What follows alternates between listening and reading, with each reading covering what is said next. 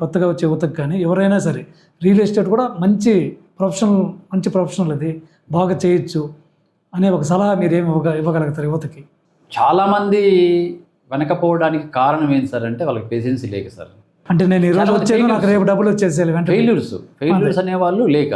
అవును. ఎందుకంటే నేను కూడా తెలంగాణ ఇష్యూ వచ్చినప్పుడు మా సొంత వెంచరు ఒక 2-3 ఇయర్స్ మేము కూడా స్టక్ అయిపోయినాం. సేల్స్ లేవు, మార్కెట్ కొంచెం ఇబ్బందికరంగా ఉండే. అట్లా టైంలో మాకు ఓపికతో ఉన్నాం మేము, తప్పదు.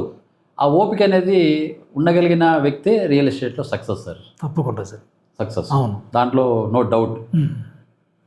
దాన్ని వెయిట్ చేసుకుంటూ ముందుకెళ్తూ ఉండాలి, ఆపద్దు. మిగతాదంటే జాబ్ మీరు అన్నట్లు ఇప్పుడు ఐటీ వాళ్ళు జాబ్ లేదనుకోండి, వాళ్ళు వేరే ఏదైనా ట్రైనింగ్ తీసుకున్నా లేకపోతే ఇంకో జాబ్కో ఇంకోటికి ఎక్కడైనా వెళ్దామా, బిజినెస్ పెట్టుకుందామా అనుకునే వాళ్ళు వెళ్ళొచ్చు.